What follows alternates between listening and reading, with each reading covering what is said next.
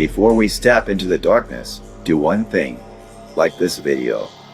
It may seem small, but it helps keep these stories alive. Subscribe, turn on the bell, and stay close, because you don't want to face what lurks in the unknown alone. And if you've lived through a real horror, tell your story in the comments. Who knows? It might just resurface here and haunt us all. Hey, my name's Liam Tanner. I'm 30 years old, and I work as an environmental researcher for a non-profit dedicated to preserving natural habitats. I've spent most of my life studying wildlife, hiking through some of the most remote parts of the world, and documenting ecosystems that most people never see. I thought I was tough enough for anything that came my way, until what happened at Pacific Rim National Park. I've never told anyone what really happened. I'm not even sure anyone would believe me if I did, but here it is. What followed me into the woods wasn't human, and no one will believe the truth. I've always been drawn to the wild, the solitude, the silence, the stillness of nature. That's why I chose to become an environmental researcher. I figured, if I was going to spend my life doing this, I'd better dive headfirst into the most remote places. And for me, that meant taking on challenges in places like Pacific Rim National Park in British Columbia. It's rugged, isolated, and as wild as it gets. Everything I wanted for my next research project. I was excited to be there at first. I'd read about the park for years, studied its biodiversity and the variety of species that called it home, but nothing prepared me for the feeling of actually being there.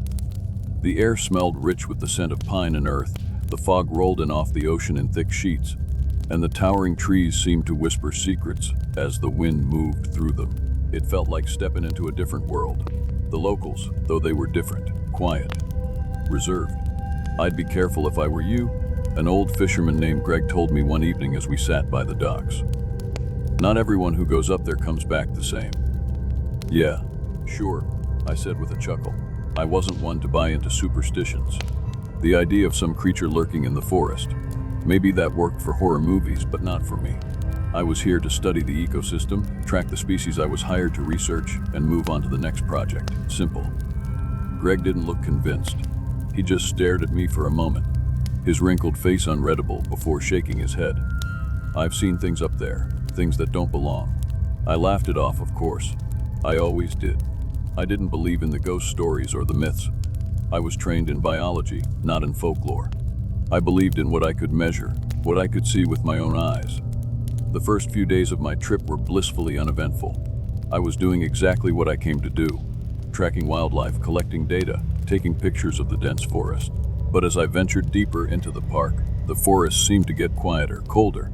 The trees grew taller, their branches heavy with moss, and the undergrowth thickened until it felt like I was walking through a cathedral of green. One afternoon, while I was walking along the edge of a trail, I noticed something strange. The ground was soft, the mud holding prints that didn't make sense. They were large. Too large to be any animal I recognized. Bear, maybe. But these were shaped differently. They had toes, more human-like, but the scale was all wrong. I knelt down, snapping a picture for later examination. I tried not to think too much of it. Probably some animal I hadn't studied yet, or maybe the tracks belonged to a hiker. But deep down, the hairs on the back of my neck were standing up. The forest was too quiet, the air too still. By the end of my first week, I had ventured farther into the park, following some old logging trails that promised a rich diversity of flora and fauna. The fog rolled in thick, and the temperature dropped as the evening approached, but I pushed forward. The sun was low, casting long shadows that stretched across the path in front of me. That's when I heard it, a sound faint at first but unmistakable. A low guttural growl. It wasn't an animal, not any animal I knew. The sound was human-like but twisted, distorted, like something ancient. My heart skipped a beat. I froze, listening intently. Nothing. I glanced around, but the trees stood silent. The fog thickened, swallowing up everything around me. I could see maybe 10 feet ahead, and even that felt like it was closing in. A shiver ran down my spine, and I was suddenly very aware of how alone I was. I had no weapon, no backup, just me, my camera, and my notebook. I shook my head. It was probably just my mind playing tricks on me. I'd been hiking all day, my body exhausted from the constant uphill climb. I decided to ignore the unease settling in my chest and continued forward. But as the growl came again, closer this time, I realized that I wasn't alone, and whatever it wasn't something I could explain. If you're still with me, then you're ready to hear the part that made me question everything I knew. What I experienced during those days, I don't think I'll ever escape it. It's still with me, inside my mind, even when I try to push it away. You won't believe what happened, but I swear it's the truth. I should have turned back. There were signs, subtle at first, little things that I couldn't explain. I remember that first evening, when the sun dipped below the horizon and the forest seemed to shift in the twilight. The trees creaked in ways they shouldn't. The wind whispered through the canopy, a soft murmur that wasn't quite natural. But it was the quiet that got to me the most. The birds had stopped singing. The rustle of small creatures in the underbrush had disappeared. It was like the forest was holding its breath, watching me. At first, I didn't think much of it.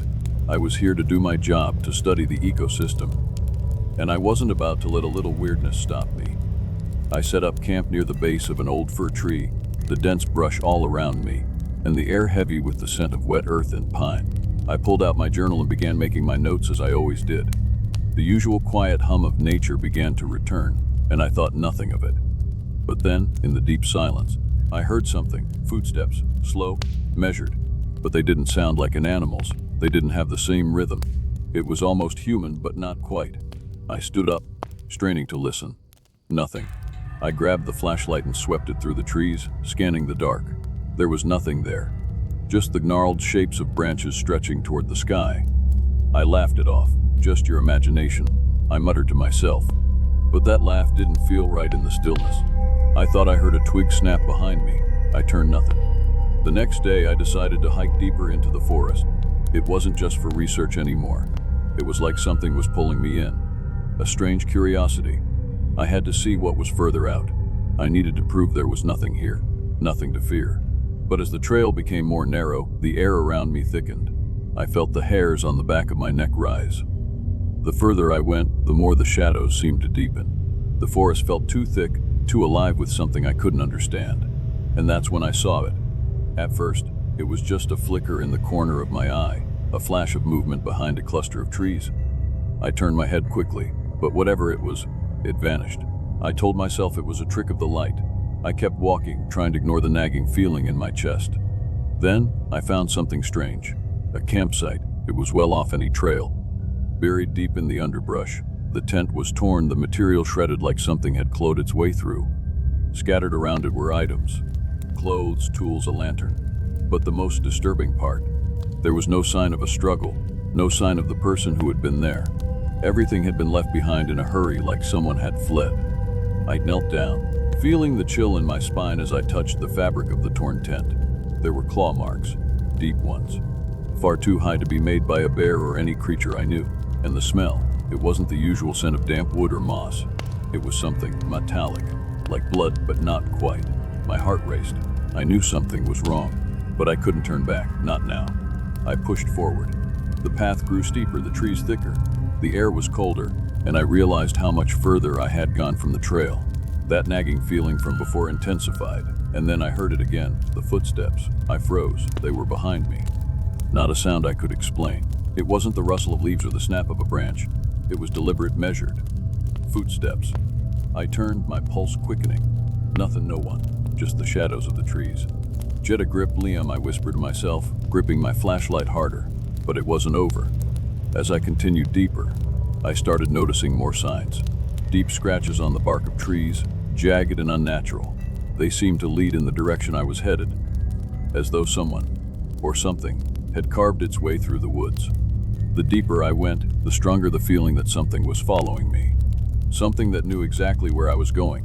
I made the decision to head back, but the forest wasn't the same anymore. The paths I had used were gone. It felt like the woods were shifting, rearranging themselves. The trail that should have been behind me wasn't there anymore. In its place were strange markings on trees, symbols I didn't recognize. The same deep scratches I had seen earlier. I turned around, heart pounding, and that's when I saw it. In the distance, just outside the reach of my flashlight's beam, a figure. It was too tall, too broad. It stood perfectly still, hidden in the shadows, almost as if it was waiting for me to move closer. I swallowed hard. The growl I heard was deep and guttural, resonating from the very air around me. It was unlike anything I had ever heard before. I ran. My breath came in sharp gasps as I tore through the underbrush, the crackling of branches and the heavy thud of footsteps pounding behind me. It was fast. Too fast. And it wasn't just a creature. It was something that shouldn't exist in the world I knew. I don't know how far I ran, but when I looked over my shoulder, the figure was gone. Still, I didn't stop. I couldn't. When I finally stumbled back onto a familiar trail, I collapsed, shaking, my mind reeling. The sounds of the forest were back. Normal, mundane sounds. But the chill never left. I could still hear its growl. And I knew, deep in my bones, that it was still out there watching me. If you've been following me this far, then you're about to hear the worst of it. I wish I could say it was over, that I got away unscathed, but the truth is darker than anything I ever expected. What happened in those woods? What followed me? I can't shake it, and I don't think I ever will. You'll hear my words, but you'll never understand until you face what I did. And I wouldn't wish that on anyone. I don't know exactly when it started. Maybe it was when I first heard the growl, or when the shadows started moving just outside my flashlight's reach. But I can tell you exactly when I knew I wasn't alone anymore. The moment I realized it wasn't just the forest watching me. It was something much darker. It was around dusk when I first saw it. At first, I thought it was a trick of the light, a figment of my imagination conjured up by the exhaustion and the creeping fear I couldn't quite shake. But then it moved, a shape, too large, too unnatural to be anything I'd ever encountered in the forest, loomed between the trees. My heart skipped a beat. My breath caught in my throat. It wasn't an animal. It wasn't human either. I wanted to run, but my legs wouldn't move. Every fiber of my being screamed for me to escape, but I stood frozen, staring at the thing that seemed to be waiting for me. Its eyes gleamed, an amber glow piercing the darkness, and for a moment, I thought I was dead. Whatever this was, wasn't a trick of the light. It was real. The figure shifted, rising up from its crouch, towering above me. The wings, huge, dark bat-like, unfolded slowly, their leathery texture stretching with a sickening creak. The air around me grew heavier, suffocating. I wanted to scream, to move, to run, but I couldn't do anything but stare. Liam. The voice wasn't a voice at all. It was a growl, an echo in my mind, vibrating the air around me, twisting my thoughts. I felt it sink deep into my chest, pulling at the edges of my sanity. It knew my name, and it wasn't human. I didn't wait any longer. My body finally obeyed, and I took off running, not caring where I was going, only that I needed to get away from it. The trees whipped by me in a blur as I stumbled through the forest, but I could hear it. Its footsteps, heavy and deliberate, breaking the silence of the woods. I ran faster, but the creature was faster.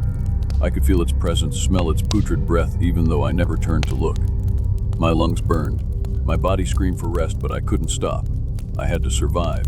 And then, the air changed. The trees that once felt familiar twisted into something strange. The path in front of me seemed to distort, every step taking me further into the maze I didn't remember. It was like the forest itself was closing in, trapping me, helping it corner me. That's when I heard the flapping, the sickening bat-like wings cutting through the air with brutal force. I glanced back. For a split second, I saw it, a flash of those glowing eyes. The wings spread wide, its silhouette moving through the dark with unnatural speed. It was catching up. I reached a clearing, and there it was.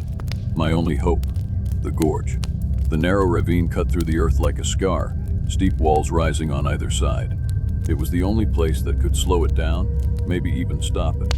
I could feel the creature closing in behind me, its wings beating faster now, growing louder, the rush of air palpable in the space between us. I sprinted toward the gorge, heart pounding in my chest, the feeling of its breath hot on my back. I could hear it growling, its hunger feeding off my terror, and for a moment, I thought I was dead. But then I reached the edge, and I turned to face it. The creature was just behind me now, roaring in frustration. I could see it clearly now. The twisted, grotesque features of its face, its long, sharp claws, its bloodshot eyes staring into me with hunger. It was too close. In a burst of panic and clarity, I dashed down into the ravine, using the jagged rocks to slide down the cliffside. The creature's roar echoed above, and I felt the ground tremble as it landed just behind me. The gorge was narrow, its walls towering on either side. The creature's massive wings were too wide to maneuver easily, and for the first time, I felt like I might escape. I didn't waste a second. I scrambled up the side of the ravine, my body aching, my hands raw from the sharp stones. I reached the top, my heart in my throat, and turned to look back down at the ravine. The creature was still there, its eyes locked onto me, burning with fury. It screeched the sound enough to rattle my bones, but it couldn't reach me now. For a moment, I thought I was safe. I ran. I ran until I couldn't breathe, until my legs gave out beneath me. The creature's growls were distant now, but I could still hear them, echoing through the trees, trailing me like a shadow that would never leave. When I finally made it back to the ranger station, my body was wrecked. Bloodied, bruised, covered in dirt. I collapsed into the station, gasping for breath, but no one believed me. I told them everything. About the creature, about the glowing eyes, the wings, the growls that still rattled in my chest, but they all just shook their heads. Fatigue, Liam? You've been out there too long. They said I was imagining things, that it was the isolation, the stress, but I knew the truth. Weeks passed. My body healed, but my mind didn't. The creature wasn't gone. I could feel its presence even in the daylight. And every time the wind would pick up, every time the trees whispered in the night, I heard it. Its growl, its wings. It was still out there. And somehow I knew it was still following me.